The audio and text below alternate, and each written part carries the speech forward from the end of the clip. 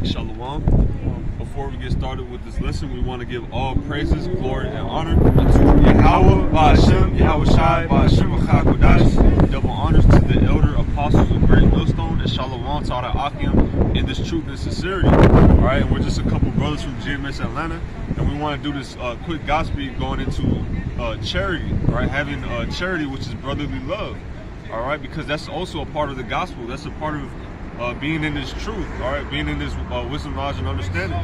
And we're going to start off in the book of Tobit. This is the book of Tobit, chapter 12, verse 8. Prayer is good with fasting and alms and righteousness. Right, prayer and fasting, those are two things that brings you closer to Yahweh Ba'ashem Yahweh Shai.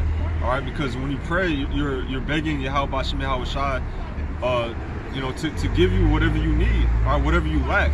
Whether it be faith, whether it be a strong mind, okay, whatever it is that you lack, that's what prayer is for, all right. And then fasting, that brings you closer to Yahweh Ba'ashem Yahweh Shai. That puts you more in the spirit. All right. That's why Yahweh Shai said, "Any man that cometh after me, let him deny himself." And when you fast, you deny yourself from the pleasures and the satiation of the flesh, prioritizing the spirit. Even Yahweh Shai said himself, he said, well, certain demons, they can only be cast off by prayer and fasting. So those are intricate parts of having a legitimate, integral foundation. Yeah. Read it again. Come. Verse 8, prayer is good with fasting and alms and righteousness. A little with righteousness is better than much with unrighteousness. It is better to give alms than to lay up gold. Right, so it's better to give alms. That's really going into tithing, that's going into helping out the brotherhood, all right, whatever it may be, all right, whatever a brother needs help with, whether it be his health, okay, whether it be spiritually encouraging the brother, all right. And I'm gonna get the etymology for alms, okay, because that's a part of this truth. This is the etymology of alms. It says charitable relief of the poor, okay, and according to the scriptures, we're the poor. The scripture says the Lord, he deals with the lowly, okay? Right now we're in the lowly state, all right? The nation of Israel, beginning with the elect. Right now we're at the bottom, all right? We don't have our own land, all right? We're not sovereign. We're under our enemies. We're still under the curses, all right? So the charity is really giving this word to the nation of Israel, all right? Teaching our people this word, all right? So that hopefully we can wake up the elect, because it's all about the elect. At the end of the day, it says, especially as a religious duty, that which is given to relieve the poor and needy. And that's what this word does, all right? That's what the word of Yahweh Ba'ashem Yahweh Shai does, okay? It's relief for the poor and needy, all right? As the scripture says, you shall know the truth, and the truth shall make you free, all right? So when you know this truth, it relieves you, okay? It relieves all that burden of Babylon. It relieves that off of you, all right? It frees your mind. Scripture says, wisdom bringeth unto a kingdom. So I'm going to get you real quick and you can continue on. Matthew chapter 5, verse 3. Blessed are the poor in spirit, for theirs is the kingdom of heaven. Blessed are they that mourn, for they shall be comforted. Verse 5. Right, and that's us, man. We're mourning. We're in a state of mourning right now. And as I mentioned, we're at the bottom of this society. Especially us in this truth, we're at the very bottom. The whole world looks at us like we're the scum of the earth. Right. All right. Yahweh Shai said, "The world marvel not if the world hates you." All right. So it's really us against the world. But the scripture says, "Blessed are the poor." All right. So we're really blessed that we're not of this world. We're blessed that we're looked down upon, because Yahweh Ba'ashem Yahweh Shai doesn't look down upon us. All right. He looks down upon this world. That's why he's going to destroy this world. That's why it says in the That's why it says in the book of Exodus, I believe, it said that Yahweh had respect unto the children of Israel. Right. It said he had respect, and that's the spirit, because the brother Yadai just walked by, and when you go and say Hebrew word for respect, it's Yadai. Wow. Which means Yahweh, he knew us as a wife. He knew us as, okay, see, those are my people, man. And that's why he delivered us from Pharaoh. Now, we were in slavery.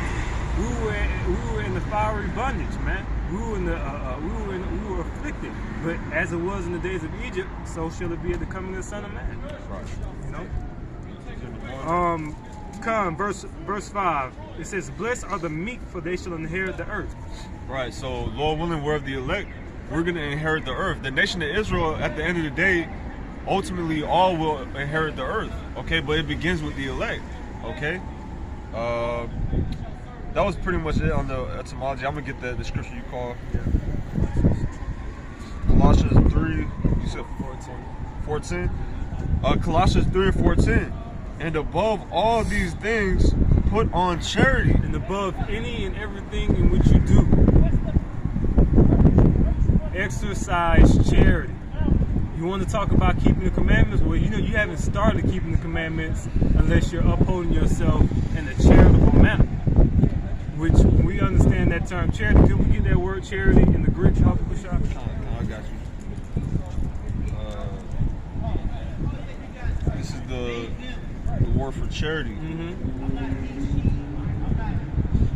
It says, it's the Greek word agape, and it says affection, goodwill, love. Love, man.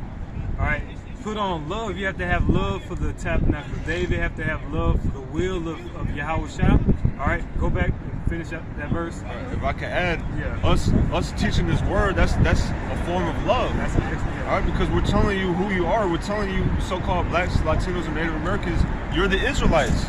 You're God's chosen people. The Most High loves you. He didn't choose any of these other nations. He loves you. So us teaching this word, that's love. All right. And reproving and rebuking. When like IUIC saying, well, I know one time they said whenever they hear the name they want to scoff. Next thing we know, now now the name could be Yahweh. See, what they're doing is they're bringing forth confusion, and it's going to cause their followers to be annihilated and destroyed by famine and thermonuclear missiles. So when we rebuke you, it's not out of us hating, it's because we're actually showing love. So you and your household don't get cut off and die a terrible death. You know, so let me get finish that off. Colossians 3 and 14.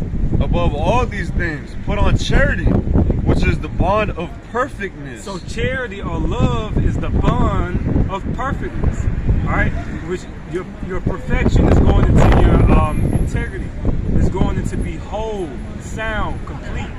All right, not missing any corners, man. All right, and I got one more. This is the book of Matthew's. All right, this is the book of Matthew's chapter 5, verse 48. Be ye therefore perfect, even as your Father which is in heaven is perfect. All right. So you have to be perfect, which is essentially having love. All right, having love and integrity, being whole, sound in mind, complete.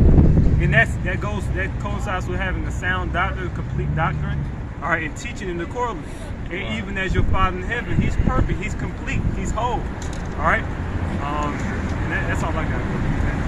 Right. If I can add to what he said, like Elder Apostle Gabaro, it says the Most High Yahweh, He demands perfection.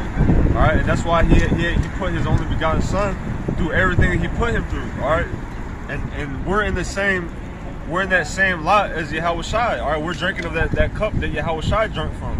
All right, the only difference is He drunk the most of it. We're drinking in little sips, but Yahweh Shai, He drunk of that cup. All right, of that cup of affliction, because that makes you perfect. All right, and charity that makes you perfect.